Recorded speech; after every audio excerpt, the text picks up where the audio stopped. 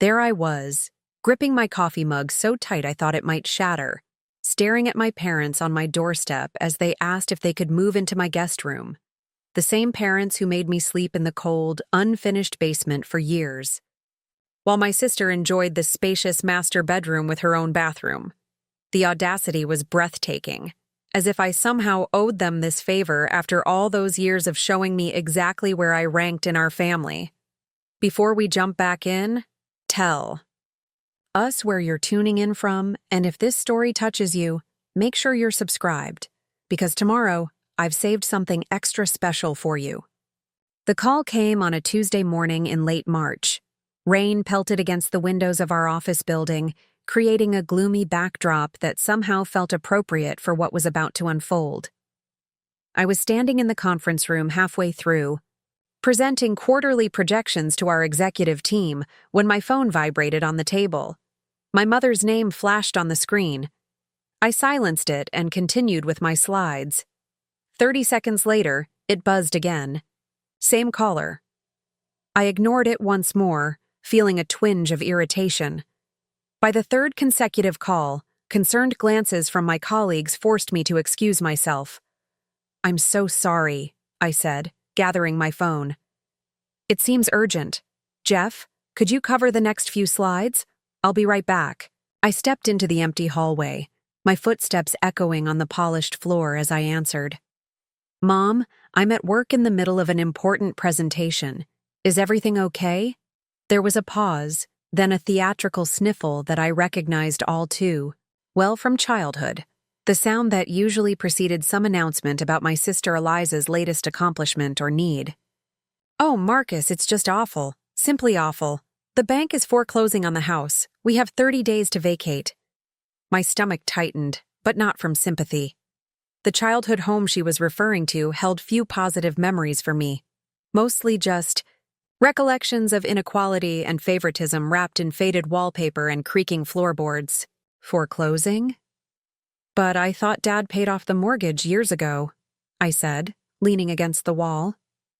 "We had to take out a second mortgage after your father's medical issues 3 years ago," she explained, her voice quivering. "The payments kept getting higher, and with the property taxes this year..." She trailed off. I closed my eyes. I'd offered to help them with their finances multiple times over the years, even suggesting they downsize when Dad retired. Each time, my mother had bristled at the suggestion, insisting they were managing just fine and that I should worry about my own affairs. Apparently, just fine had a different meaning than I thought. "We've been looking at apartments," Mom continued, her voice trembling with practiced vulnerability. "But everything is so expensive these days. Your father's pension barely covers our medications, and with the market crash..." I ran a hand through my hair, already feeling the weight of what was coming. This call wasn't about informing me of their situation. It was about enlisting me to solve it. "We were thinking," she said, her voice suddenly shifting from despair to hopeful expectation, "since you have that beautiful 3-bedroom house all to yourself, maybe we could stay with you, just until we get back on our feet." The conference room door opened, and Jeff poked his head out, raising his eyebrows questioningly. I nodded that I'd be right there. "Mom, I need to get back." "It wouldn't be for long," she continued, as if I hadn't spoken. "6 months, maybe a year at most. You know your father and I aren't demanding people." A bitter laugh nearly escaped my lips. Not demanding? Memories crashed over me like icy waves. My 12th birthday, when instead of the promised television for my basement room, the money had mysteriously been redirected to redecorating Eliza's already lavish bedroom. The basement, God, that basement. Cold concrete floors that stayed damp year-round. The single window well that collected dead insects and snow. The mold that crept along the north wall during spring rains, which my parents insisted was just a little dampness despite my constant allergies. I remembered begging for a dehumidifier, only to be told it was too expensive, while upstairs, Eliza enjoyed her private bathroom with a jacuzzi tub my parents had installed as her 16th birthday present. Your sister had more specific needs, they'd always say when I questioned. The disparity. She's more sensitive. You've always been our tough one, Marcus. Our self-sufficient one. Self-sufficient. A nice way of saying I was expected to fend for myself while Eliza was coddled and served. Marcus, are you still there? My mother's voice pulled me back to the present. Yes, I'm here. I glanced at my watch. Look, I need to get back to my meeting. This isn't something I can decide right now. Of course, sweetie, she said, though her tone had cooled slightly at my lack of immediate agreement. We'll come by this weekend to discuss the details. I'm sure Eliza would have helped, but you know she and Brad are so cramped in that condo with the twins. Of course. Eliza again. Always the first choice.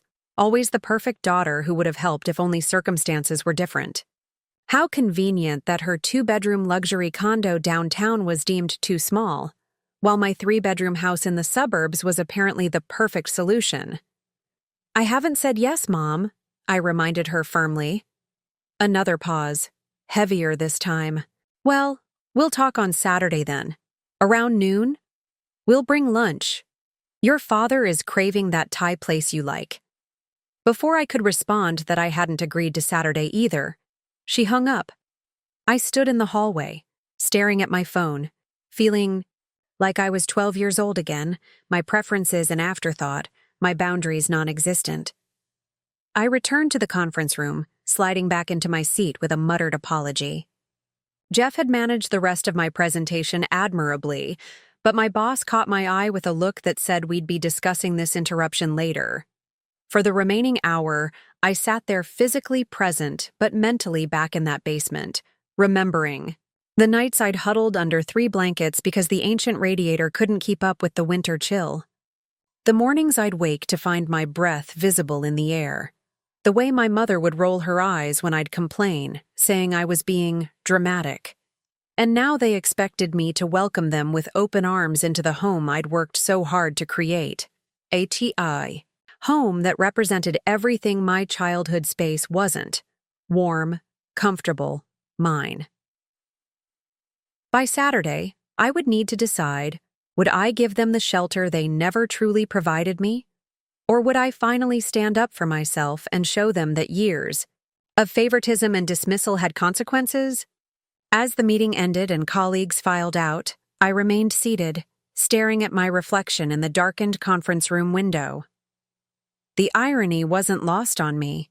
For years, I'd been trying to climb out of that basement in every way possible. Now, just when I thought I was free, they were trying to pull me back down again. Wednesday evening found me standing in my basement. My current basement, not the one from my childhood. This one was finished, with warm recessed lighting, plush carpeting, and a comfortable guest suite that I'd painstakingly renovated myself. I'd installed a private bathroom with heated floors, added custom shelving, and hung artwork that complemented the earth-toned color scheme. It was everything my childhood basement wasn't. Warm, inviting, considered. "You okay down there?" Ryan called from upstairs. Ryan had been my best friend since college, the one person who had seen me through the guy. Worst of my family dynamics without judgment. He'd dropped by with pizza after I texted him about my mother's call. "Yeah," I called back, running my hand along the smooth drywall. "Just thinking." I climbed the stairs to find Ryan setting out plates in my kitchen. He slid a beer across the counter toward me. "You look like you need this." I accepted it gratefully. "Thanks for coming over." "Like I'd miss a chance to watch you spiral about your family," he joked, then grew serious. "So they really want to move in? After everything?" I took a long drink. "Apparently?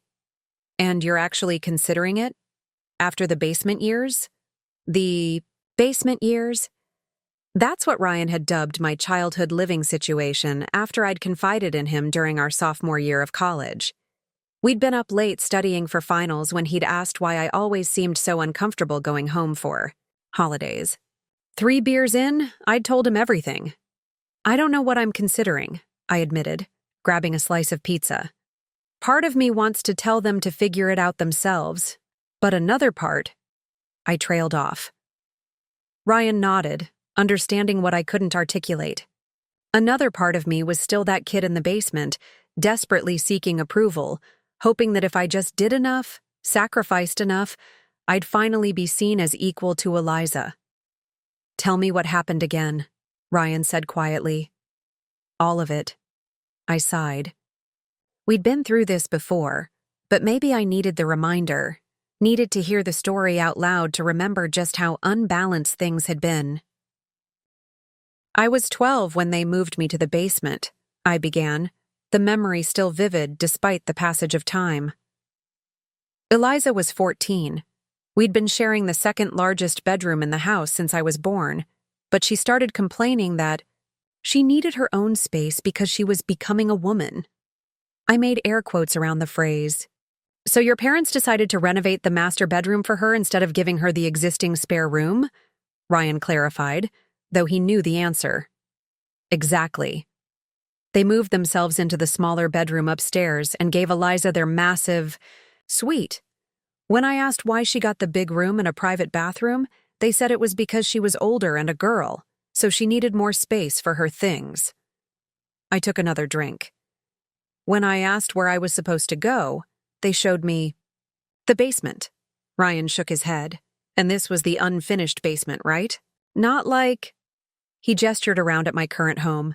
"Right. Concrete floors, exposed pipes, one of those half windows that was mostly underground. They put up some drywall partitions to make it feel like a room, but it wasn't insulated properly. There was an old pull-chain light in the center and a single outlet for my alarm clock. And they sold it to you as an adventure," I said, the bitterness creeping into my voice despite the years that had passed. My dad kept saying how lucky I was to have all that space to myself, how it was like my own apartment, how all his friends growing up would have killed for such privacy. The memory of that first night remained crystal clear. The unfamiliar creaks and groans of the house settling, the scurrying sounds that I later discovered were mice in the walls. The way the darkness seemed absolute compared to the room upstairs where streetlights had filtered through the curtains. Meanwhile, Eliza got a complete renovation, I continued. New carpeting, a fresh coat of paint in her favorite color, vanity for her makeup, and the master bathroom all to herself. They even installed one of those jetted tubs because she claimed regular baths gave her anxiety. Ryan snorted. "Classic Eliza." "The worst part wasn't even the physical space," I said, pushing my half-eaten pizza away as my appetite diminished. It was how they talked about it. Every time I complained about the cold or the dampness, they'd act like I was being ungrateful. "Marcus, do you know how much a separate room costs in some parts of the world? Or your cousin Jason has to share with 2 brothers in a room half this size." "Gaslighting 101, Ryan muttered. When the mold started growing on the north wall, I developed this persistent cough. I begged them to at least get a dehumidifier, but they said it would use too much electricity. Meanwhile, Eliza got a new laptop because hers was getting slow.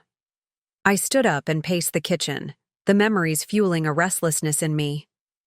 By high school, I was spending as much time away from home as possible. I joined every club, took extra shifts at my part-time job, studied at the library until closing. Anything to avoid going back to that basement. Ryan nodded. "I remember you falling asleep in the dorms all the time freshman year. You said you couldn't believe how warm it was at night." I smiled faintly at the memory. College was the first time I slept in a properly insulated room in years. I almost cried that first winter when I realized I didn't need 3 blankets to stop shivering. "And your parents never acknowledged any of this? Even as adults?" I shook my head. "When I graduated and got my first apartment, my mother acted like the basement had been some quirky childhood phase I went through. 'Remember how you used to love your little cave downstairs?' she said once, like I'd chosen it. Opening the refrigerator, I grabbed another beer. The few times I've tried to talk about it seriously, they shut it down. Dad gets defensive and says I'm rewriting history, and Mom changes the subject to whatever crisis Eliza is navigating at the moment. Speaking of the golden child, what's her take on all this? Ryan asked, reaching for another slice. I shrugged. Eliza's always maintained that she didn't ask for the master bedroom, which is technically true. She just complained incessantly until they gave it to her. When we were younger, she'd sometimes acknowledge the disparity with a, "Sorry you got stuck in the dungeon, bro." But as adults, she acts like it was a joint decision our parents made that had nothing to do with her. Ryan studied me. And now, they want to move into your house. The one you bought specifically because it had a finished basement suite that no one would ever have to suffer in. Ironic, isn't it? I leaned against the counter. I spent years saving for this place. I did most of the renovations myself. Every design choice was deliberate. No dark corners, no cold spots, proper ventilation everywhere. This house is everything. That basement wasn't. And your sister can't take them because her condo is too small with the twins, I finished. Though it's easily as large as this place, just downtown instead of in the suburbs.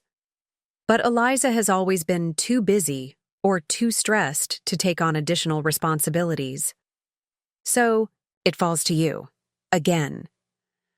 Ryan's voice held no question, just the certainty of a pattern recognized.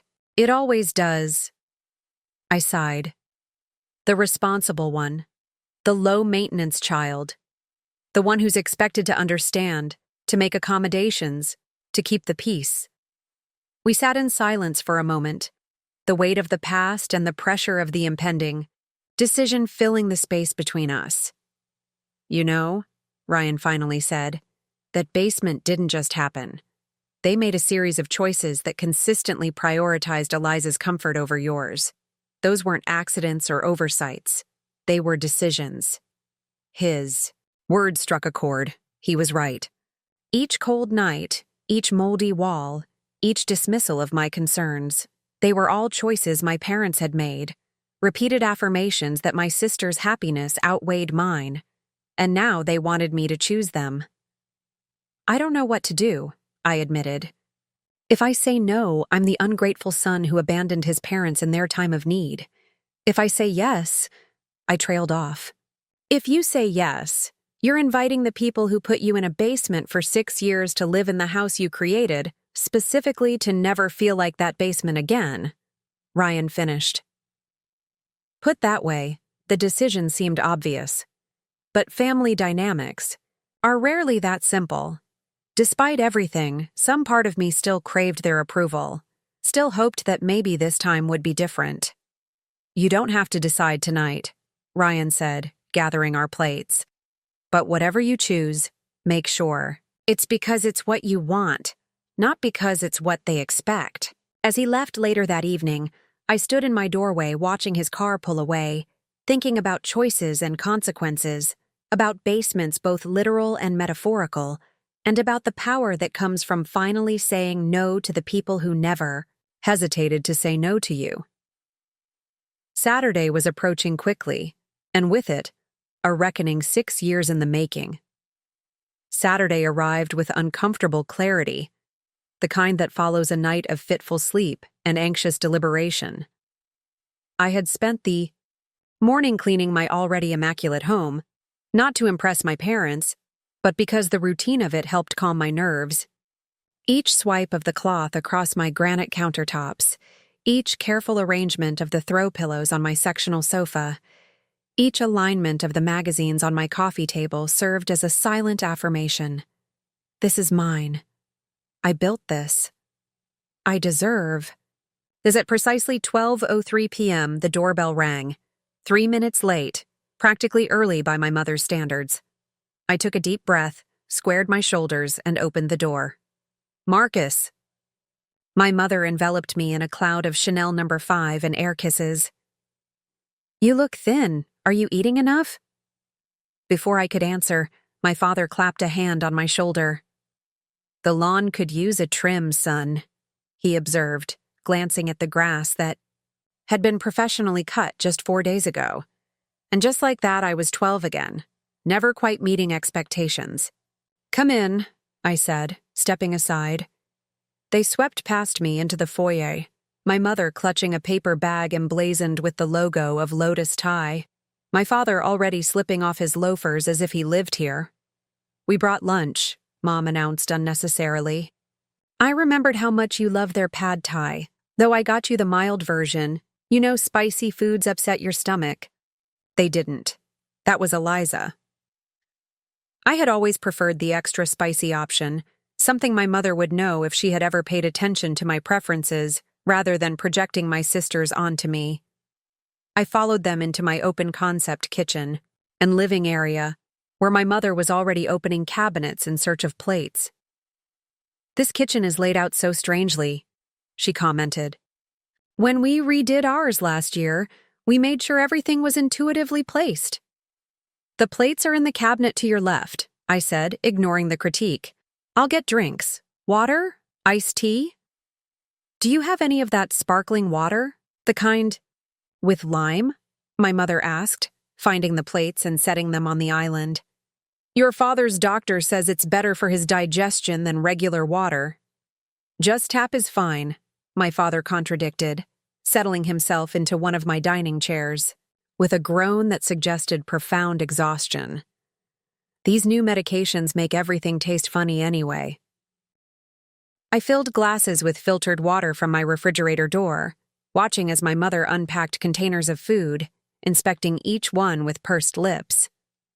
"They forgot the extra peanut sauce again," she sighed, as if this minor oversight was representative of the world's general disappointment.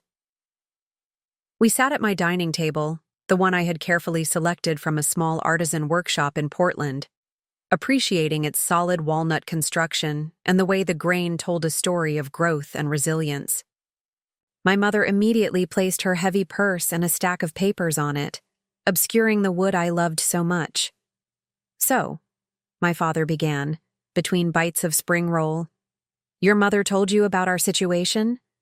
I nodded, pushing my food around my plate. "She mentioned foreclosure. I'm sorry that's happening." My mother waved a dismissive hand. "We're fine. These things happen. Though if we'd taken Eliza's advice about refinancing 2 years ago, we might not be in this position." She shot my father a pointed look, suggesting an ongoing disagreement. "Eliza doesn't know the first thing about mortgages," my father grumbled. "Just because her husband works in finance doesn't make her an expert." "Brad offered to help us, Richard," my mother countered.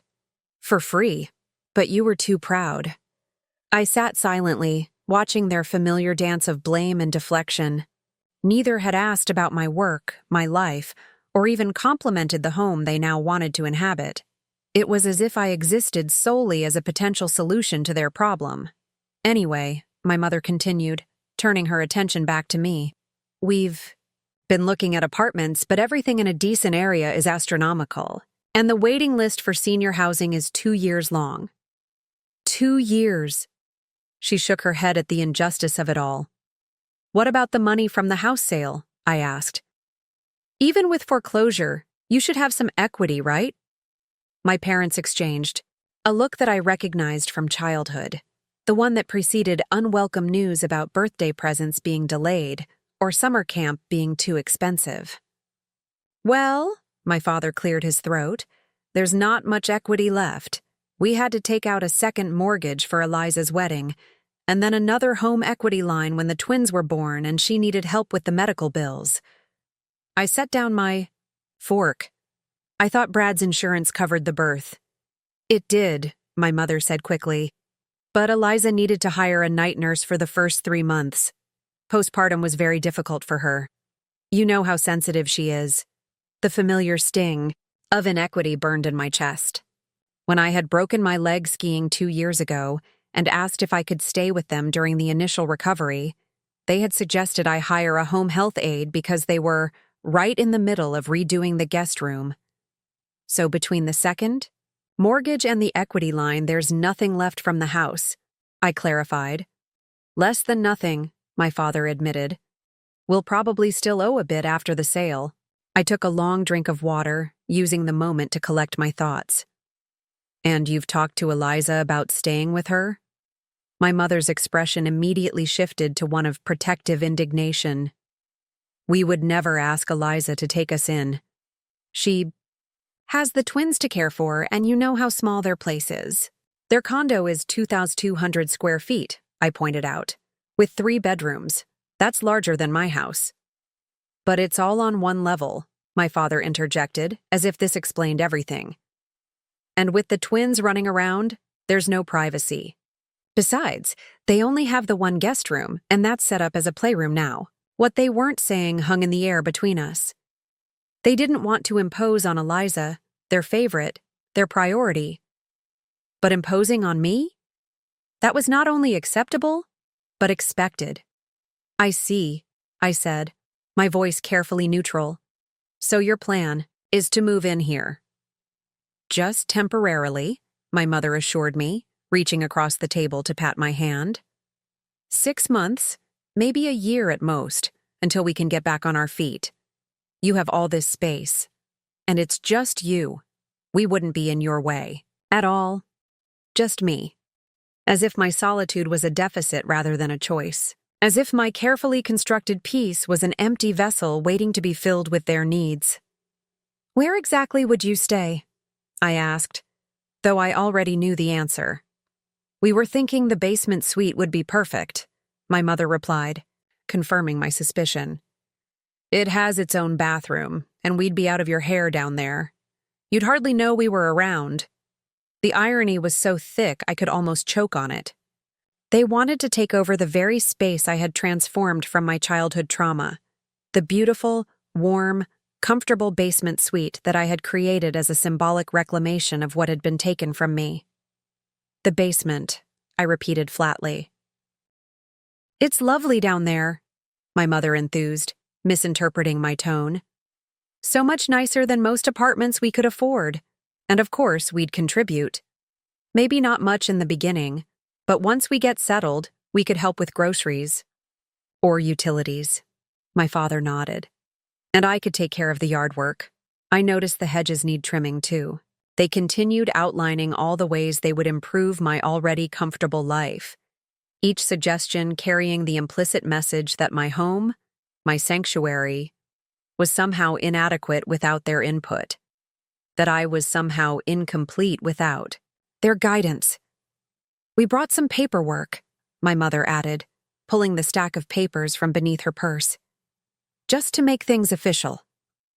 I leaned forward to examine what appeared to be a hastily drafted rental agreement that outlined their rights as tenants, but conveniently omitted any mention of rent payments, duration of stay, or grounds for termination. In essence, they wanted unrestricted access to my home for an indefinite period. This isn't a lease, I observed. This is... I searched for the right word. A family arrangement, my mother supplied.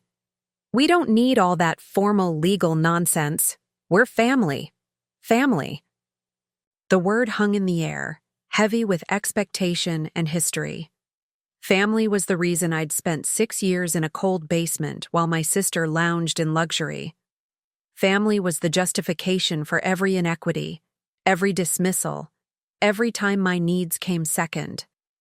Family was the shield they raised whenever I questioned the fairness of their choices. And now, family was the leverage they sought to use to claim space in the home I had built, to escape the very patterns they had established. I need some time to think about this, I said finally, pushing the papers back toward them. My mother's smile faltered. What's there to think about, Marcus? We're your parents. We need help. I understand that, I said carefully. But this is a big decision. I'd like a few days to consider it. My father frowned. The bank isn't giving us a few days. We need to know now where we'll be going. You have 30 days before foreclosure, right? I countered. I'm asking for 3 to make a decision. That seems reasonable. Reasonable? My mother's voice took on the wounded tone I knew so well. Is it reasonable to leave your own parents in limbo when they're facing homelessness, Is it reasonable to act like this is some business transaction, rather than helping your family in their time of need? I felt the familiar pressure building, the expectation that I would cave, that I would prioritize their comfort over my boundaries, that I would once again accept the uneven distribution of familial obligation. But this time, something was different. This time, I was different. Yes, I said firmly. It is reasonable. This is my home, which I've worked very hard for. I'm not saying no, I'm saying I need time to consider how this would work. My mother's eyes widened, unused to this resistance.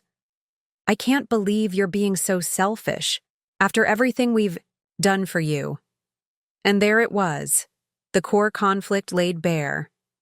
In their world, providing me with the minimum while lavishing my sister with the maximum constituted a debt I would spend my life repaying. The basement wasn't a childhood injustice. It was merely the first installment in a lifetime of expected sacrifice. Everything you've done for me, I repeated slowly.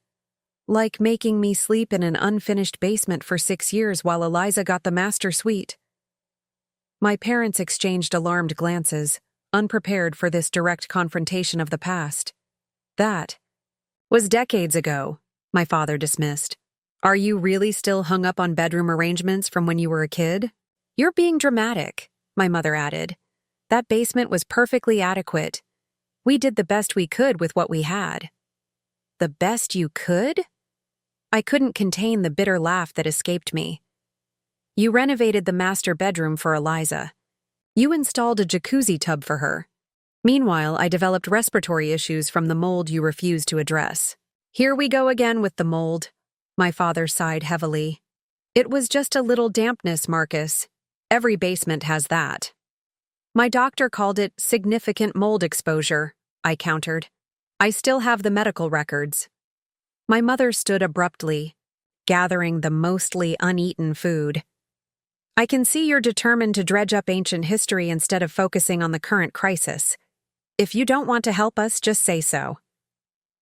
That's not what I said, I replied, standing as well. I said, I need time to think about it, which is just a coward's way of saying no, my father muttered. I took a deep breath, feeling a strange calm descend over me. I'll let you know my decision by Tuesday.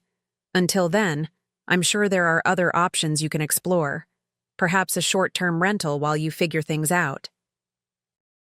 My mother's face hardened. We raised you better than this. Did they? Did they raise me to value myself enough to set boundaries? Did they teach me that my needs mattered as much as anyone else's? Or did they raise me to believe that I should always take the basement, always accept less, always prioritize everyone else's comfort above my own? I'll walk you out, I said quietly. As they gathered their things, an uncomfortable silence fell between us. At the door, my mother turned to me, her expression a mixture of disappointment and calculation. Just think about what this means for our relationship, Marcus. Some decisions can't be undone. It sounded like a threat, but as I closed the door, behind them, I wondered if perhaps it was actually a promise of change, of new boundaries, of a relationship that might finally acknowledge the inequities of the past, instead of perpetuating them into the future. Sunday morning dawned with an unexpected sense of lightness.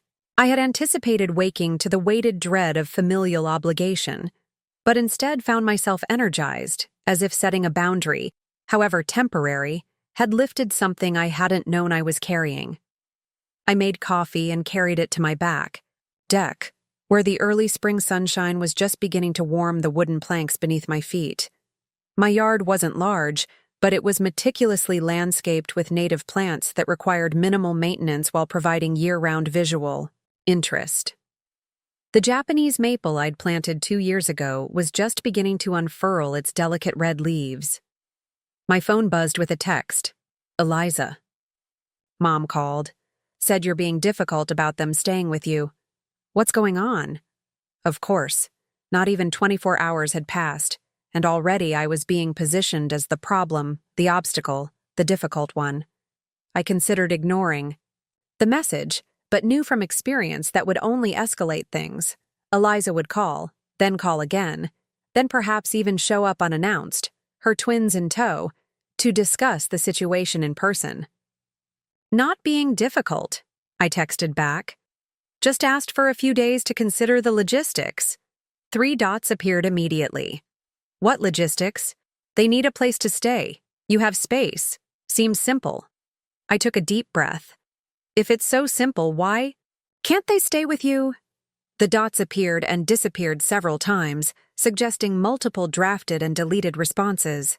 Finally, "You know we don't have room with the twins. Besides, Dad's allergic to Brad's cat." I nearly choked on my coffee. "Dad's allergic to cats? Since when?" "Since forever, Marcus." "God, do you ever pay attention to anyone but yourself?" I set my phone down on the deck table, staring at the message. My father had never once mentioned a cat allergy in my presence. In fact, we'd had a cat for nearly a decade when I was growing up. Whiskers, a gray tabby who had slept on my father's lap every evening while he watched the news. It was a convenient excuse, transparently fabricated to justify why Eliza, yet again, was exempt from the family obligations that fell automatically to me. And the most infuriating part was how easily, how reflexively, she shifted the blame back to me and my supposed self-absorption. I picked up the phone again. "Dad's not allergic to cats. We had Whiskers until I was in high school." That was different. Whiskers was an outdoor cat. He wasn't. Another fabrication. "Look," Eliza continued before I could respond. "Can you just stop making this difficult? They're our parents. They took care of us our whole lives. The least you can do is help them." Now, the least I could do, as if my baseline obligation was to disrupt my life, surrender my privacy, and open my home indefinitely to the people who had consistently treated me as an afterthought. As if anything less was a moral failure on my part. A new text appeared. "Besides, your place is perfect for them. The basement is already set up like an apartment." I felt a surge of irritation. "You mean the basement suite that I renovated specifically because of my childhood trauma from being forced to live in a moldy, unheated basement for 6 years? OMG. Are you still on about that? It wasn't that bad. You always exaggerate. And you got your own space way before I did in college." The revisionist history was breathtaking. She had enjoyed the master bedroom with a private bathroom from age 14, while I had been relegated to the basement. Yet somehow, in her narrative, I had been the privileged one. "That's not accurate," I typed, then deleted it. "You're rewriting." "History," I tried instead, but deleted that too. Finally, I settled on, "I need to go. We'll let you know what I decide by Tuesday." I set my phone to Do Not Disturb and spent the rest of the morning engaged in the meditative process of springtime gardening, turning soil, planting new perennials, spreading fresh mulch. Physical labor had always helped me process emotional turmoil, and by the time I stopped for lunch, I had not only improved my garden beds, but had also arrived at a tentative decision about my parents. Around 2 o'clock, I showered and drove to see my therapist, Dr. Chen, for our standing bi-weekly appointment. I had started therapy 3 years ago, initially to address workplace anxiety, but our sessions had inevitably circled back to the foundational issues stemming from my family dynamics. "You seem different today," Dr. Chen observed after I settled into the familiar leather armchair in her office. "More present." I smiled faintly. I had an interesting conversation with my parents yesterday. Actually, several interesting conversations over the past few days. I detailed the situation, my mother's call about the foreclosure, the request to move into my basement, the lunch meeting where the core inequities of our relationship had been laid bare, and Eliza's subsequent texts attempting to pressure me into compliance. Dr. Chen listened attentively, nodding occasionally, her expression thoughtful. When I finished, she set her notepad aside. "And how are you feeling about all of this?" Surprisingly, Clear, I admitted. For the first time, I feel like I can see the pattern without being completely tangled in it. They expect me to sacrifice my comfort for theirs, just like they always have. The difference is, now I have a choice. Yes, you do, she agreed. What? Are you considering? I shifted in my seat. I'm thinking of saying no. Just no? No qualifications? No alternatives offered? Not exactly, I clarified. I'm thinking of offering financial help. I could cover a security deposit and first month's rent for an apartment, but I'm not willing to have them live with me. What made you arrive at that decision? I considered the question carefully. 2 things, I think. First, the absolute entitlement they showed, not even considering my feelings about having them in my space, drawing up that one-sided agreement, dismissing my concerns about the past. But more importantly, I paused, finding the right words. More importantly, I realized that the basement in my house is the one place I've been able to reclaim from my childhood. I transformed it into something beautiful and comfortable. Letting them take over that space feels like surrendering something vital. Dr. Chen nodded. It sounds like you've identified a significant boundary. How do you anticipate they'll respond to this decision? I laughed without humor. Not well. There will be guilt, anger, accusations of selfishness. Eliza will be enlisted to pressure me. Extended family might get involved. It's their standard playbook when they don't get their way. And how will you handle that response? This was the crux of it, wasn't it? Setting the boundary was only the first step. Maintaining it in the face of emotional manipulation and social pressure would be the real challenge. I've been thinking about that, I said slowly. I need to be clear and consistent. No justifying, arguing, defending, or explaining. Just a simple, this is my decision, repeated as necessary. That's a good strategy, Dr. Chen affirmed. The Jade approach, avoiding justifying, arguing, defending, or explaining, can be very effective with people who are skilled at finding weaknesses in your boundaries. I also need to prepare myself for the possibility that this could fundamentally change my relationship with them, I admitted. They might cut me off temporarily, or even permanently, if I don't comply with their expectations. How does that possibility feel to you? I took a deep breath. Sad, but not devastating. Our relationship has always been conditional, their approval dependent on my compliance. Part of me thinks that if removing myself as a convenient solution forces them to treat me with more respect, maybe that's not such a bad outcome. Dr. Chen smiled slightly. It sounds like you're approaching this with remarkable clarity. What support systems do you have in place as you navigate this? Ryan, mainly, I said, thinking of my best friend. He's always been in my corner. And my cousin Alex. She went through something similar with her mother a few years ago. Good.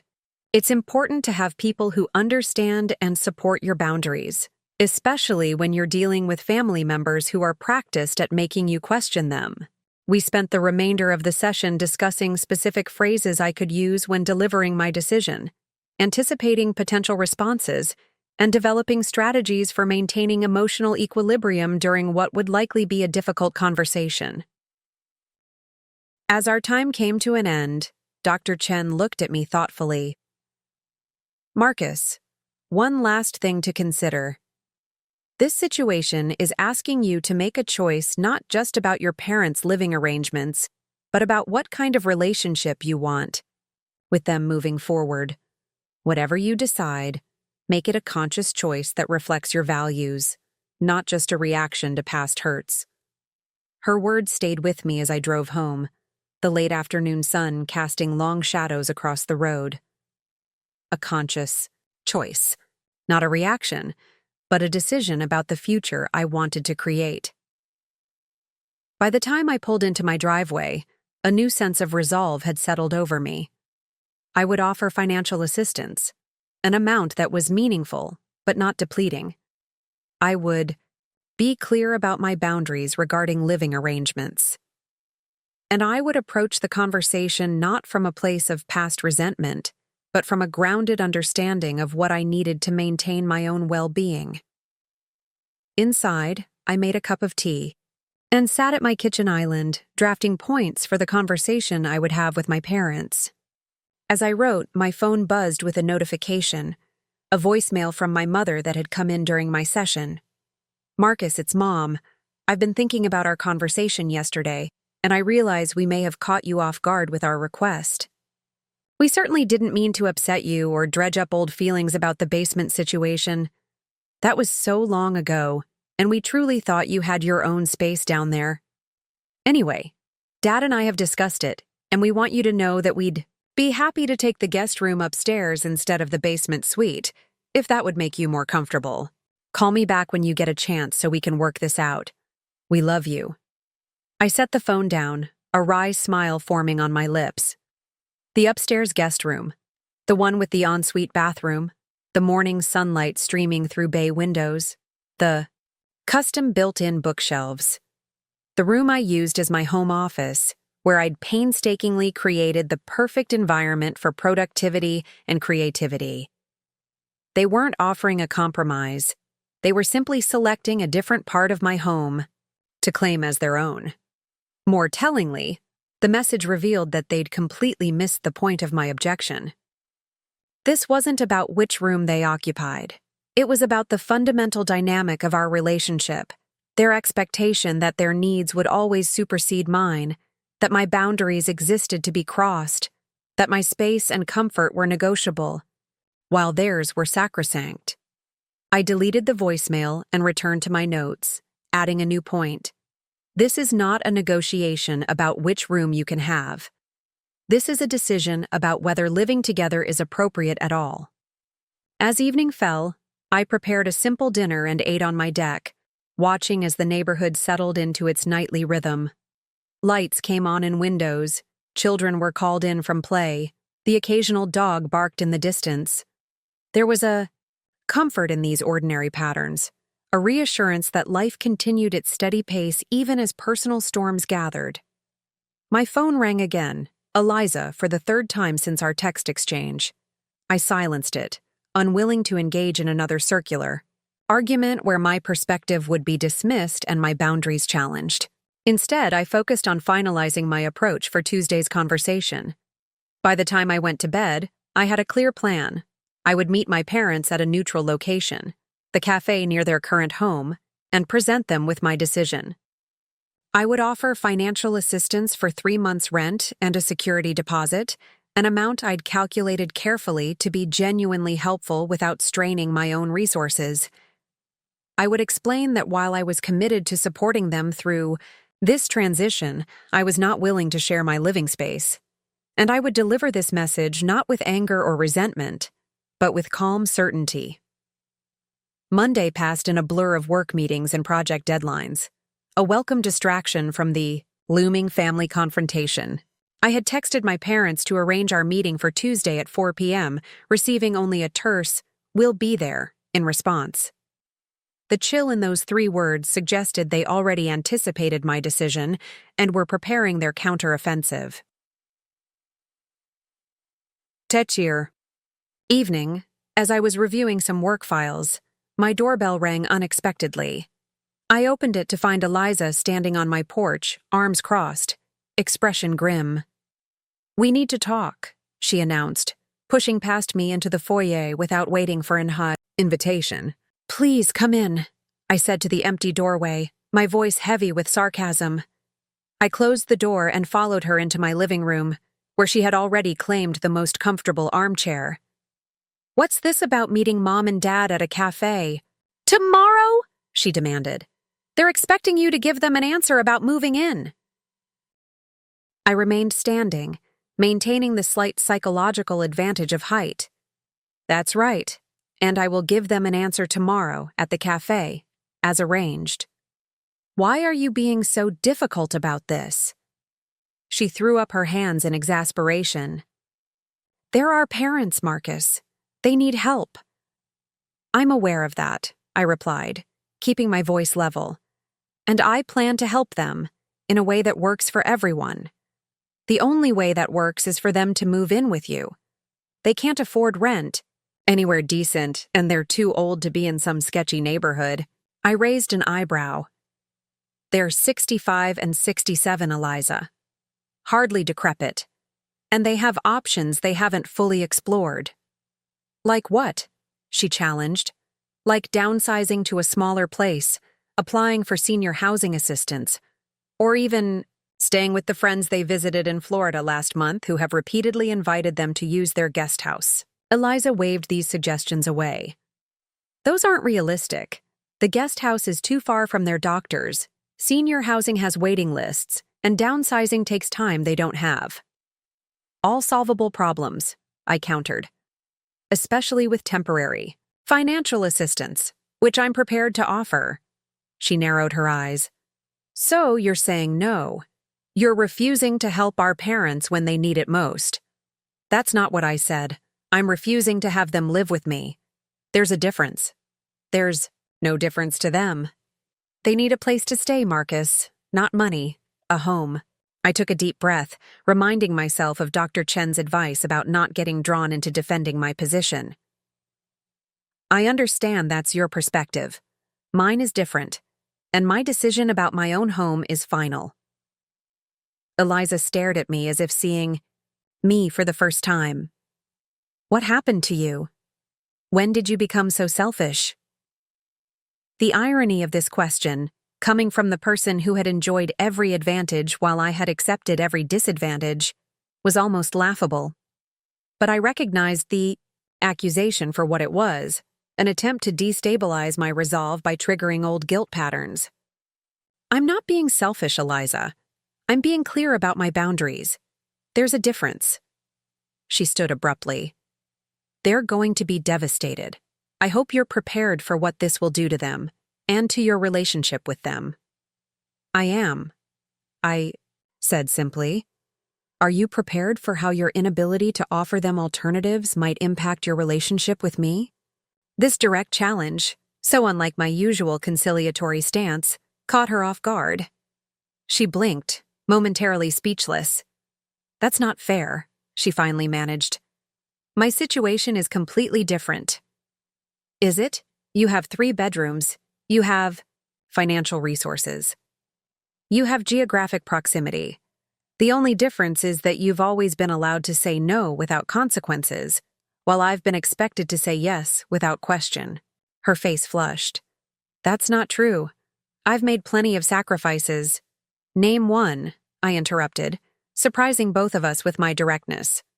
Name one significant sacrifice you've made for them that wasn't immediately compensated with praise, attention, or material support. She opened her mouth, closed it, then tried again. I'm not doing this with you.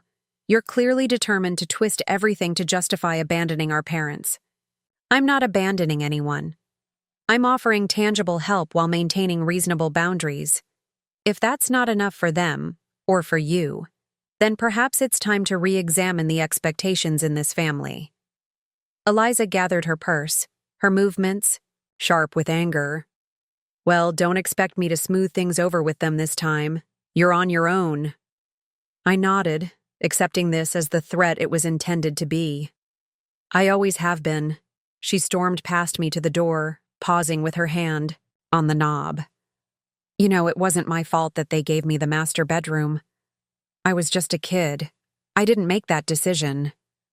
It was the closest she had ever come to acknowledging the disparity in our treatment, however deflected the responsibility.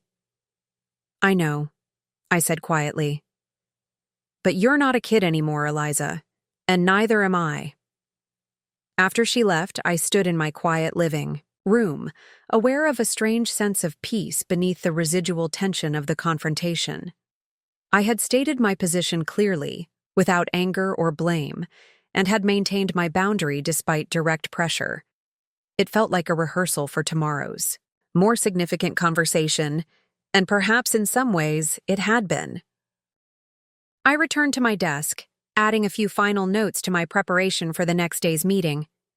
Whatever happened with my parents, I now understood something essential. The basement of my childhood wasn't just a physical space I had endured. It was a metaphor for the role I had accepted in my family, the one who took less, expected less, and absorbed more. By refusing to let my parents move into my home, any part of my home, I wasn't just protecting my physical space. I was rejecting that assigned role once and for all. As I closed my notebook, I realized that Tuesday's conversation wouldn't just determine my parents' living situation. It would mark the beginning of a new chapter in our relationship, one where I was no longer the child in the basement, but an adult with the power to define my own boundaries and expectations. For the first time in my life, I was truly ready to step into that power. Tuesday afternoon arrived with unseasonable warmth, the kind of spring day that hints at summer's approach. I left work early, having cleared my schedule for what I anticipated would be an emotionally demanding conversation. As I drove towards Serenity Cafe, the neutral ground I'd selected for our meeting, I found myself recalling Dr. Chen's words about making a conscious choice rather than just reacting to past hurts. I arrived 15 minutes early, selecting a corner table that offered both privacy and a clear view of the entrance. The cafe was quiet at this hour, caught in the lull between the lunch rush and after-work crowd. I ordered a black coffee, needing its bitter clarity rather than my usual latte. "Can I get you anything else?" the barista asked as she set the steaming mug before me. "Not right now, thanks," I replied, then reconsidered. "Actually, could you keep an eye on the table? I'm expecting my parents, and this might be a difficult conversation. If it seems like things are getting heated, maybe come by with water or something." She smiled with understanding. "Family stuff, huh? Been there. Don't worry. I'll make sure you get some strategic interruptions if needed." I nodded gratefully, appreciating this small alliance with a stranger who required no explanation or justification. As I waited, I reviewed my notes one last time, then tucked them away.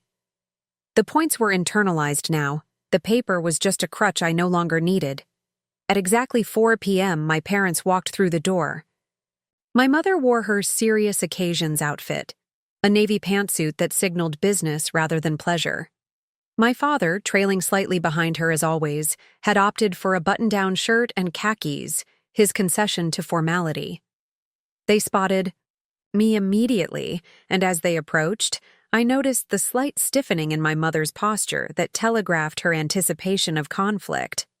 "Marcus," she greeted me with a perfunctory kiss on the cheek. My father settled for a nod and a mumbled, "Hello, thanks for coming," I said, gesturing to the chairs opposite me. "Would you like something to drink?" "My treat." "We're fine," my mother replied curtly, though my father looked longingly at the pastry case. "Actually, I'll take a coffee," he decided, earning a sharp glance from my mother. "What?" "It's a cafe, Helen. I'm allowed to have coffee." As my father went to place his order, my mother sat rigidly across from me, her handbag placed precisely in her lap, her eyes assessing me with the scrutiny she usually reserved for salespeople she suspected of trying to overcharge her. "Eliza called me last night," she began without preamble. "She was very upset." I nodded, unsurprised. "I imagined she was." "She said you were planning to refuse to help us."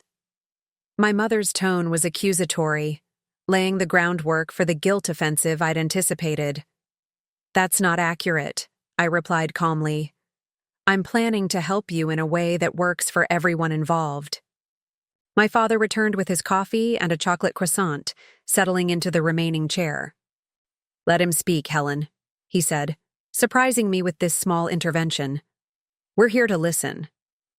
My mother's lips thinned to a disapproving line, but she nodded curtly. "Fine. Let's hear what you have to say."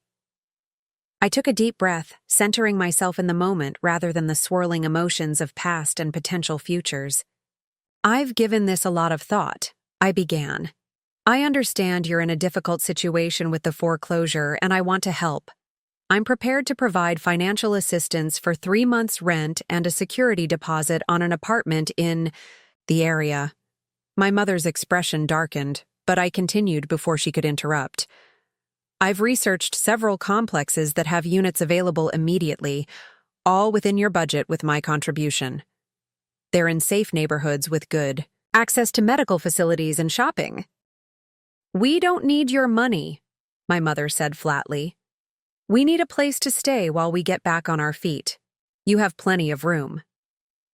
I understand that's what you'd prefer, I acknowledged. But having you live with me isn't something I'm comfortable with. Not comfortable with your own parents? She leaned forward, indignation coloring her cheeks. After everything we've done for you, after raising you, educating you, giving you every advantage. The phrase hung in the air between us, so disconnected from my actual experience, that I almost laughed. But this wasn't about scoring points or correcting revisionist history. This was about establishing a new pattern moving forward. I value our relationship, I said carefully, and I think maintaining separate living spaces is the healthiest way to preserve it. This is about the basement, isn't it? My father interjected, unexpectedly. You're still angry about that. I met his gaze steadily. It's not just about the basement, Dad. It's about a lifetime of patterns that I'm no longer willing to participate in. What patterns? My mother demanded. What are you talking about? The moment stretched before me. An invitation to enumerate every inequity, every dismissal, every time my needs had been subordinated to Eliza's, every instance of gaslighting when I'd tried to address these imbalances. The litany was long, the evidence abundant. For a brief moment, I was tempted to lay it all out, to force them to confront the reality of our family dynamic. But Dr. Chen's voice echoed in my mind. This situation is asking you to make a choice, not just about your parents' living arrangements, but about what kind of relationship you want with them moving forward. What kind of relationship did I want? Not one mired in recriminations about the past, certainly, but also not one where I continued to accept unequal treatment as the price of inclusion. The pattern, I said finally, is that my boundaries are treated as optional, while Eliza's are treated as sacrosanct. I'm expected to accommodate everyone else's needs, even at significant cost to myself, while others in the family aren't held to the same standard. My mother's brow furrowed. That's simply not true. We've always treated you children equally. Rather than challenge this demonstrably false claim, I simply said, we have different perceptions of our family history. But right now, we need to focus on your immediate housing situation. My father, who had been quietly eating his croissant, spoke up. So you're saying no. You won't let us stay with you. I'm saying I'll help you find and afford a suitable apartment, I corrected gently. I've already looked into several options that would work with your budget, especially with my contribution. And if we refuse your money? My mother asked, her tone icy. If we insist on staying with family, as families are supposed to do in times of crisis? I met her gaze, refusing to be intimidated by the implied threat. Then you'll need to stay. With Eliza or with Aunt Susan, or with any of the other relatives who might be willing to host you. My home is not an option. A tense silence fell over the table. My mother's expression was a mixture of shock and outrage, as if she couldn't quite believe I was maintaining this boundary despite her disapproval. My father looked more resigned than angry, studying his coffee cup with unusual intensity. I never thought, my mother finally said, her voice trembling with what might have been genuine emotion or calculated effect, that my own son would turn his back on me in my hour of need. The familiar guilt rose within me, the powerful undertow that had pulled me back into compliance so many times before. But this time, I recognized it for what it was, a current I could observe without being swept away by. I'm not turning my back on you, Mom. I'm offering substantial help that respects both your needs and my boundaries. Boundaries, she repeated, as if the word itself was offensive. Since when do families have boundaries? Healthy ones always have, I replied simply. My father cleared his throat. Helen, Maybe we should consider what he's offering. 3 months' rent would give us time to figure things out. She shot him a look of betrayal. Don't you start. We're not taking handouts when there's a perfectly good solution right in front of us. It's not a perfect solution if it damages our relationship, I pointed out. And moving in with me would do exactly that. So you're giving us an ultimatum, my mother said, her voice hardening. Take your money or get nothing at all. I shook my head. No ultimatum, just clarity about what I am and am not willing to do. My father, surprisingly, placed a restraining hand on my mother's arm as she opened her mouth to unleash what promised to be a blistering response. Helen, let's think about this. Marcus is offering real help. Maybe not what we wanted, but help, nonetheless. The surprise must have shown on my face, because my father's expression softened slightly. I'm not completely unreasonable, son. We might prefer to stay with you, but if that's off the table, we need to look at alternatives. My mother jerked her arm away from his touch. I can't believe you're taking his side. I'm not taking sides. My father sighed. I'm trying to be practical. We need a place to live, and soon. If Marcus is willing to help with rent, that solves our immediate problem. A complex mixture of emotions crossed my mother's face. Anger, calculation, and beneath it all, a dawning recognition that this wasn't going according to her script. For perhaps the first time in our relationship, I wasn't yielding to pressure or manipulative tactics. The barista approached with a pitcher of water, a subtle intervention as promised. Thought you might want some water, she said cheerfully, filling glasses for each of us. And we just pulled some fresh scones from the oven if anyone's interested. The brief interruption provided a reset moment, a chance for temperatures to cool and perspectives to shift.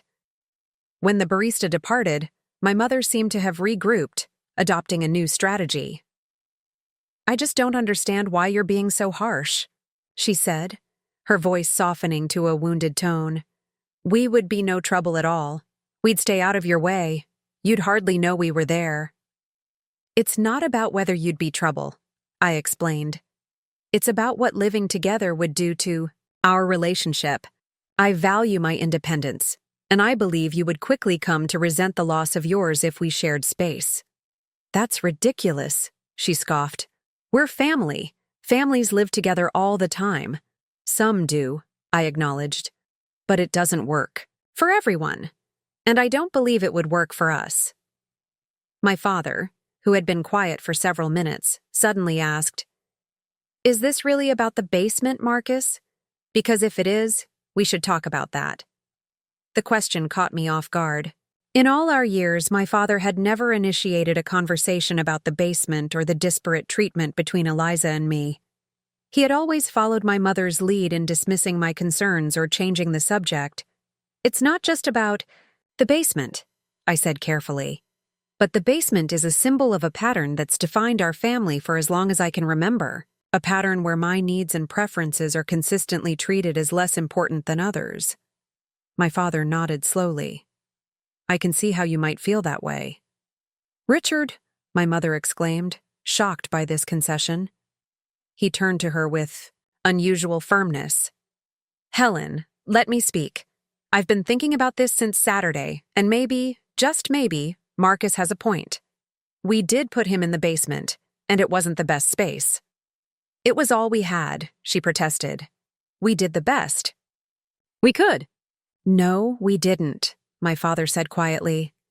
We could have put Eliza in the basement, or we could have had the kids continue sharing a room, or we could have taken the basement ourselves and given the kids the 2 upstairs bedrooms. We had options. We chose the one that was easiest for us. And for Eliza, at Marcus's expense. I stared at my father, stunned by this unexpected acknowledgement. For a moment, the 3 of us sat in silence, the weight of this unprecedented recognition settling. Between us, my mother recovered first. That was decades ago. Ancient history. It has nothing to do with our current situation. But it does, I said gently. Because it's part of a pattern that continues to this day. When Eliza couldn't take you in because her home is too small, even though it's larger than mine, everyone accepted that without question. But when I express the same boundary, I'm selfish and ungrateful. That's different, my mother insisted, though her conviction seemed to waver slightly. Eliza has the twins, and I have a life I've carefully built, including a home that represents security and comfort I never had growing up. That should be respected too. Another silence fell, less charged than before but filled with the shifting tectonic plates of our family dynamic. Something was changing, moving in ways that were both unsettling and necessary. Finally, my father spoke again. What exactly are you offering, Marcus, in concrete terms? I reached for my bag and retrieved a folder I'd prepared. 3 months' rent at any of these properties, I said, sliding over printouts of several apartment complexes, plus security deposit and moving costs. I've verified that all of them have units available immediately. I'm also willing to help with the physical move and with finding longer-term housing solutions if needed. My father took the folder, examining the options with genuine interest. These look decent, better than I expected we could afford. They're all within your budget, with my contribution, I confirmed. And they're in safe neighborhoods, close to medical facilities and shopping. My mother, clearly realizing that her preferred solution was slipping away, made one last attempt. What about a trial period? Just 1 month with us staying in your guest room. If it doesn't work out, we'll take one of these apartments. I shook, my head firmly. No, Mom. That wouldn't be fair to any of us. Moving twice would be physically taxing for you and Dad, and emotionally, it would just delay the inevitable adjustment. My father placed a restraining hand on my mother's arm as she began to protest. He's right, Helen. If we're going to move into an apartment, better to do it once and settle in properly. The look my mother gave him could have withered cacti, but remarkably, he didn't flinch. Since when do you have opinions about these things? She demanded. Since always, he replied mildly. I just usually keep them to myself for the sake of peace. But in this case, I think Marcus is making a reasonable offer, and we should consider it seriously. In that moment, I glimpsed another dynamic I'd never fully understood, the way my father had also accommodated, acquiesced, surrendered his own perspective to maintain harmony.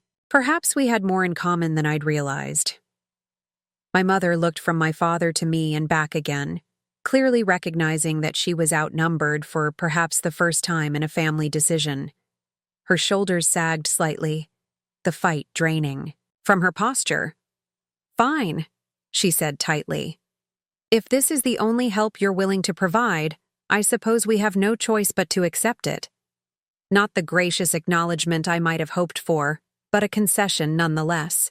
I nodded, accepting her words for what they were, the closest to agreement she could currently manage. "Thank you," I said simply. "I think this will be better for all of us in the long run." As we began discussing the practical details of apartment, viewings, and moving logistics, I felt a curious lightness in my chest, as if some long-carried weight had finally been set down. The conversation wasn't perfect, the resolution not without friction, but a boundary had been established and, miraculously, respected. It was, I realized, the first adult conversation I'd ever had with my parents, one where I spoke as an equal, rather than a subordinate, where my perspectives were acknowledged rather than dismissed, where my needs were considered alongside others rather than automatically deprioritized. The basement, both literal and metaphorical, was finally behind me.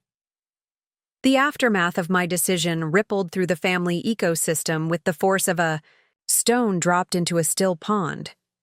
I had naively assumed that my parents' reluctant acceptance at the cafe marked the end of the matter, that we would move forward with apartment hunting, financial arrangements, and a new, more balanced relationship. I couldn't have been more wrong. The first indication that the battle was far from over came Wednesday evening, as I was preparing dinner after a long day at work. My phone rang with a number I didn't recognize. "Hello?" I answered, balancing the phone between my ear and shoulder as I chopped vegetables. "Marcus, this is Aunt Patricia, my mother's older sister, a woman I saw perhaps once every 2 years at family gatherings. Do you have a minute to talk?" I set down the knife, a sense of foreboding settling over me. "Sure, Aunt Patricia. What's up?" I just got off the phone. "With your mother," she began, her voice carrying that particular tone of forced neutrality that barely concealed judgment. "She's very upset." "I'm sorry to hear that," I replied carefully. "She says you've refused to let them stay with you during their housing crisis. Is that true?" I took a deep breath, reminding myself that I owed no justifications. "I've offered them financial help to secure an apartment, which they've accepted." "But you have all that space in your house," she pressed. 3 bedrooms for just one person. It seems rather selfish, don't you think?" And there it was, the family verdict, delivered with the assurance of someone who had heard only one side of a complex situation and felt entitled to pass judgment nonetheless. "I don't see it that way," I said simply. "I've made an offer of help that works for everyone involved." "Hardly works for your poor parents," she scoffed. "They're devastated, Marcus. Your mother was in tears." The guilt tactic, as predictable as it was effective. I felt the familiar twist in my stomach, the learned response to any suggestion that I had caused my mother pain. But this time, I recognized it for what it was, a programmed reaction I no longer needed to obey. "I'm sorry they're upset," I said, keeping my voice level. "But my decision stands. I just don't understand what kind of son refuses to help his own parents in their time of need," she continued, as if I hadn't spoken. "After all they've done for you, all the sacrifices they made." "Aunt Patricia," I interrupted firmly, "I appreciate your concern, but this is between my parents and me. We've already discussed it and reached an agreement." "Well, your mother certainly doesn't feel that way," she countered. "She feels bullied into accepting your terms." I almost laughed at the irony. My mother, who had mastered the art of emotional manipulation, claiming to feel bullied by my calm assertion of a boundary. "I'm sorry she feels that way. Perhaps you could suggest she discuss her concerns directly with me." "She's tried. You won't listen." "We had a 2-hour conversation yesterday where I listened very carefully," I pointed out. "We agreed on a path forward. If she's changed her mind about that agreement, she knows how to reach me." Aunt Patricia made a sound of frustration. "You young people today, everything's about boundaries and self-care. In my day, family took care of family, no questions asked. And I am taking care of my family," I replied, "just not in the way they initially demanded." After a few more minutes of circular argument, it became clear that Aunt Patricia had called with one mission: to pressure me into changing my mind. When she realized I wouldn't be swayed, she ended the call with a clipped, "Your mother was right. You have changed, and not for the better." I set the phone down, unsurprised but still unsettled by the interaction. It had followed the exact script I'd anticipated: guilt, obligation, family mythology invoked like religious doctrine. But knowing the pattern didn't make it entirely painless to experience. I was just returning to my dinner preparations when a text arrived from my cousin Alex. "Heads up, the family phone tree is in full effect. Aunt Patricia called my mom, who's now calling your mom. Expecting my interrogation any minute. What's going on?" I smiled grimly, typing back, "Short version. Parents losing house, wanted to move in with me. I offered financial help for an apartment instead. Now I'm family villain number 1. 3 dots appeared immediately. "Ah, yes.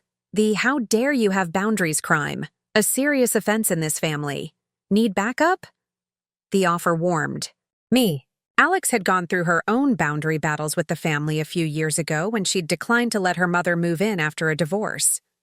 She understood the dynamics all too well. I'm okay for now. Just wanted to know what I'm up against. Current count: Aunt Patricia, my mom, your mom, all on conference call plotting strategy. Will keep you posted if I hear more. Stay strong. I sent her a grateful emoji and returned to my cooking, feeling both reinforced by the alliance and wearied by the knowledge that this was just the beginning of the family pressure campaign. The next salvo came Thursday morning in the form of a series of texts from Eliza. Mom's been crying all night. Dad says they're looking at apartments today, but nothing's good enough. This is so unnecessary. They could just stay with you until they find something perfect. You're being incredibly stubborn about this. I read the messages but didn't immediately respond, choosing instead to focus on my morning work meetings. By lunchtime, the texts had escalated. Hello? Are you ignoring me now? Real mature, Marcus. They found a place, but it's awful. Tiny kitchen, no dishwasher, and it smells like the previous tenant had cats. If you could see how depressed they are, you'd change your mind. Finally, I replied, I'm not ignoring you, I was in meetings. If they don't like that apartment, we can look at others. I'm happy to help them find something that works. Her response was immediate. The only thing that would work is your house. Stop being ridiculous and just let them stay with you. I sighed, recognizing that Eliza had cast herself in the role of parental advocate, a position that allowed her to appear supportive while maintaining her own boundaries. It was a clever maneuver. She got credit for fighting on their behalf without having to make any actual sacrifices herself. We've already discussed this, Eliza. My offer stands. Financial help, assistance with moving, but not shared living space. You're being so selfish. That's your opinion. I see it differently. Well, the whole family agrees with me. I set the phone down, refusing to be drawn into a sibling argument that would resolve nothing. But her words lingered uncomfortably. The whole family. It was a potent threat in our clan, the specter of collective disapproval, of being discussed and judged in absentia at every gathering, of becoming the cautionary tale referenced in hushed tones. By the time Friday arrived, I had received calls or messages from 2 more aunts, an uncle and a cousin I hadn't spoken to in years, all expressing variations on the same theme. I was selfish, my parents deserved better, family should come first. None seemed interested in hearing my perspective, and most spoke as if my parents moving in with me was the only possible solution to their housing crisis. The most unexpected pressure came from a source outside the family altogether. My boss, Diane, who called me into her office late Friday afternoon. Marcus, got a minute? She asked, gesturing to the chair across from her desk. I sat, anticipating a discussion about the project we'd been finalizing that week. Instead, she leaned forward with an expression of concern. Everything okay at home? You've seemed distracted? The past few days. Just some family stuff, I said vaguely. Nothing that's affecting my work, I hope. She hesitated, then said, I ran into your mother at the grocery store yesterday. My stomach dropped. My mother and Diane knew each other casually through a community garden project, a connection I'd always considered too tenuous to be problematic. Clearly, I had underestimated my mother's resourcefulness. Oh? I managed, keeping my expression neutral. She mentioned they're having housing troubles. Foreclosure, I believe? Diane's tone was carefully non-judgmental. She seemed quite upset about the situation. Yes, they're having to move, I confirmed. I'm helping them find a new place. She indicated there was some difficulty about them staying with you temporarily. Diane phrased it as a question, her discomfort evident. I don't mean to pry, of course. Your personal life is your own business. I know how important family is. And there it was. My mother had somehow managed to involve my professional life in her campaign, putting my boss in the awkward position of quasi-mediator. It was manipulative, boundary crossing, and entirely in character. It's a complicated situation, I said, keeping my tone even. We've worked out an arrangement that meets everyone's needs. Diane nodded, visibly relieved to retreat from the topic. Of course, of course. I just wanted to check that you're doing all right. Family stress can be challenging. I appreciate the concern, I said sincerely, but everything's under control. As I left her office, a mix of emotions swirled through me. Anger at my mother's tactics, embarrassment at having my personal issues bleeding into my workplace, and a renewed determination to hold firm to my boundaries. If I needed any confirmation that maintaining separate living spaces was the right decision, my mother's willingness to involve my boss had provided it. By Friday evening, I was emotionally exhausted from the barrage of calls, texts, and unexpected confrontations. I'd planned to spend Saturday helping my parents view apartments, but given the events of the week, I wasn't sure whether they'd even accept my assistance now. I was mulling this uncertainty over a glass of wine when my doorbell rang. I approached, cautiously, half expecting to find another family emissary on my porch. Instead, through the peephole, I saw my father standing alone, shoulders hunched against the evening chill. I opened the door, genuinely surprised. "Dad?" "Hey, son," he said, shifting uncomfortably. "Got a minute to talk?" I stepped back, allowing him entry. "Of course. Everything okay?" He followed me into the living room, declining my offer of a drink.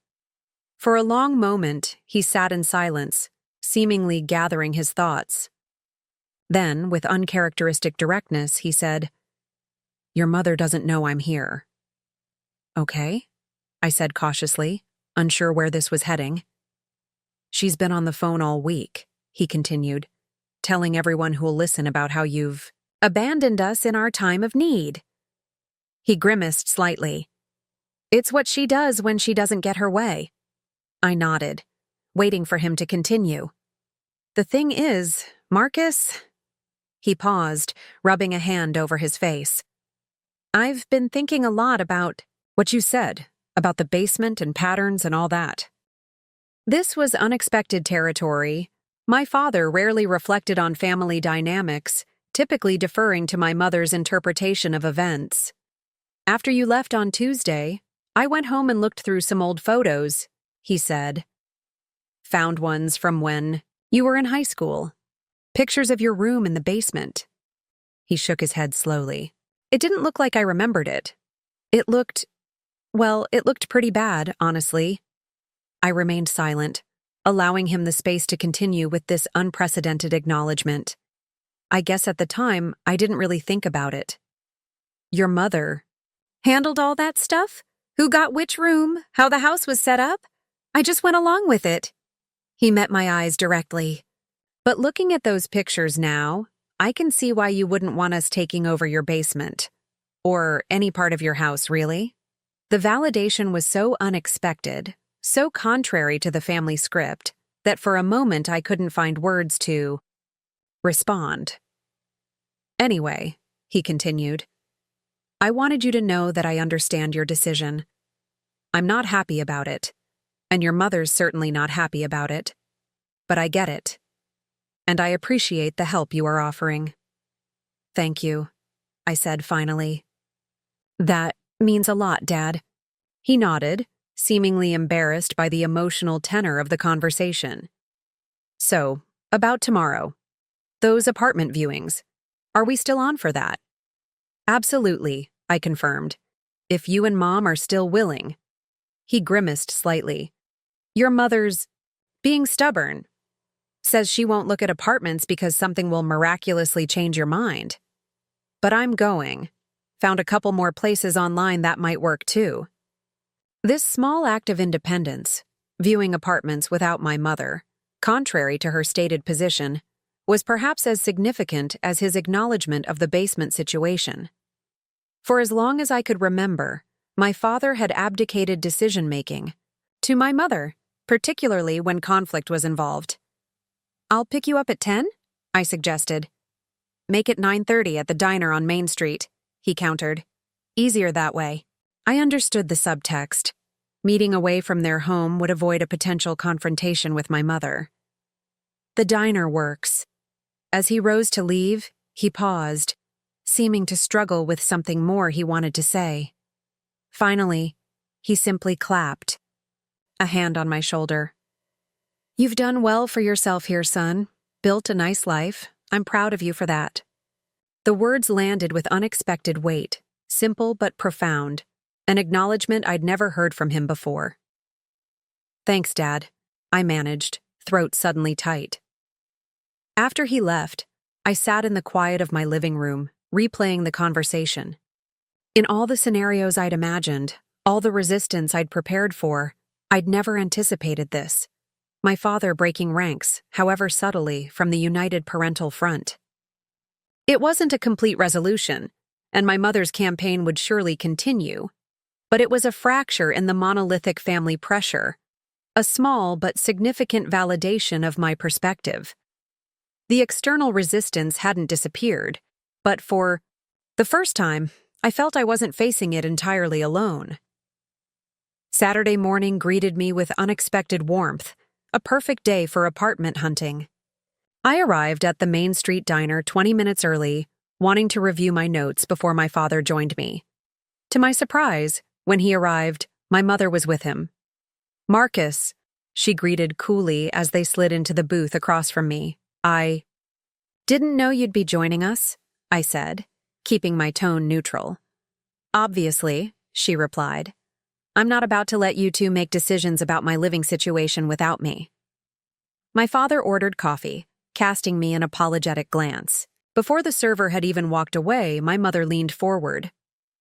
"We have a counter-proposal," she announced. "We could rent a place very close to you, perhaps even on your street. That way we'd have our own space, but you could help us daily, with driving, technology, and other needs." I recognized it for what it was, a slight modification that would still leave me constantly at their beck and call. "There aren't any rentals currently available in my neighborhood," I said. "And the apartments we're seeing today are only 15 minutes away. Close enough for regular visits but with some healthy separation." 15 minutes, my mother scoffed. "What if there's an emergency?" "Then you'd call 911 just like anyone else," I replied. "Or call me, and I'd drive over." Our server returned with drinks, momentarily easing the tension. When she left, my father surprised me by taking control of the conversation. "Let's look at what Marcus has found," he suggested, nodding toward my folder. "We need to make decisions soon. The bank isn't extending our timeline." I presented the 4 apartment options I'd researched, each offering different amenities, but all within their budget with my financial contribution. Despite her initial resistance, my mother began asking specific questions. Was there an elevator? How was the kitchen laid out? Were utilities included? Her engagement suggested a gradual, if reluctant, acceptance of reality. By the time we finished breakfast, we had narrowed the options to 2 complexes: Willow Creek, a newer development with modern amenities but smaller units, and Ridgewood Terrace, an older but well-maintained community with more spacious layouts. The first viewing at Willow Creek went poorly. My mother deemed the kitchen impossibly small and the closets inadequate for our needs.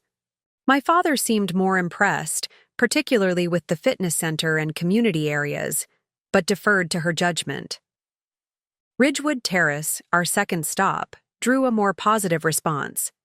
The ground-floor apartment featured a spacious kitchen and a sunroom that could accommodate my father's reading chair and my mother's desk. The closets were generous, and the bathroom had both a walk-in shower and a separate tub. "This might work," my mother admitted reluctantly, "though it's much smaller than what we're used to." "But everything's on one level," my father pointed out. "No more navigating those stairs at night, and the maintenance team handles all repairs and lawn care." Standing in the living room, I could almost see them mentally arranging their furniture, envisioning a life in this new space. It wasn't the future they had planned, but it offered dignity, comfort, and independence, all elements that would have been compromised had they moved into my basement. "They have 2 units available," the leasing agent informed us. "Both would be ready for move-in next week." "What do you think?" I asked. My father nodded. I like it. It feels comfortable. My mother sighed. I suppose it will do. For now. The agent, sensing a potential close, became more animated. We'd just need a deposit to hold the unit, and then we could process your application right away. I'll be providing the security deposit. And first month's rent, I explained. The lease will be in my parents' names, but I'm helping with the initial costs. My mother stiffened at this public acknowledgement of their need for assistance but remained silent. That's no problem at all, the agent assured us. We just need everyone to fill out some paperwork today. My father looked to my mother, who gave a reluctant nod. I think we're ready, he confirmed. As we completed the paperwork, a subtle shift occurred. My mother began asking practical questions about lease terms and maintenance procedures. She was engaging with reality rather than fighting it. By the time I wrote the check for the deposit, a tentative acceptance had settled over us. 2 weeks later, I stood in their fully furnished apartment, watching as my father arranged his books on the built-in shelves. The move had gone remarkably smoothly. I'd hired professional movers, helped coordinate the downsizing process, and gifted them a few new furniture pieces designed for the smaller space. My mother emerged from the kitchen with coffee. "These cups are ridiculous," she complained, referring to the new set I'd brought as a housewarming gift. "Too small for a proper serving." I smiled, recognizing the criticism as a return to our normal dynamics, rather than the frosty silence that had characterized our early apartment discussions. "How's the sunroom working out?" I asked, accepting the undersized cup. "Surprisingly well," my father replied. "The morning light is perfect for reading." My mother set her cup down carefully. "It's not what we planned, Marcus. I want to be clear." "About that." "I know," I acknowledged. "But," she continued, surprising me, "it's not terrible, and I do appreciate your help with the deposit and the moving company." Coming from my mother, this qualified as effusive gratitude. That evening, as I prepared to leave after helping them hang pictures, my father walked me to the door.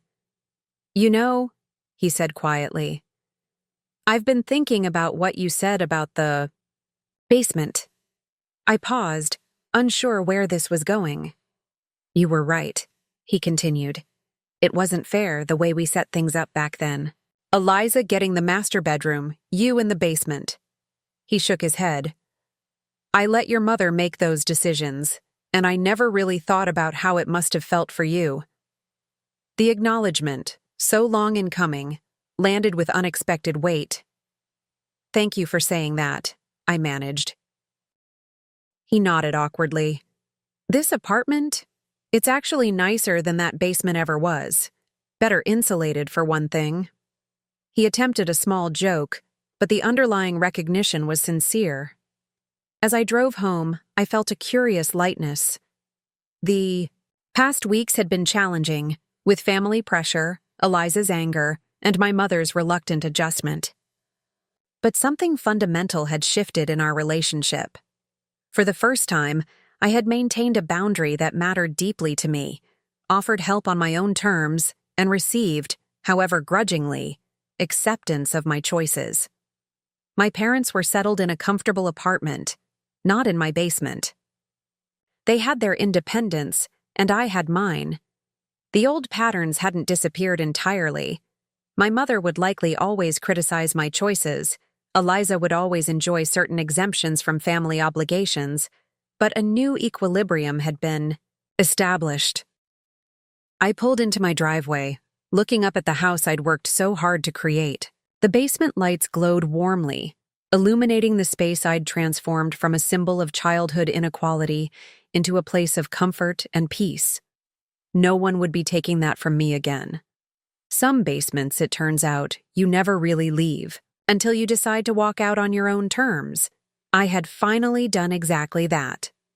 Up next, you've got 2 more standout stories right on your screen. If this one hit the mark, you won't want to pass these up.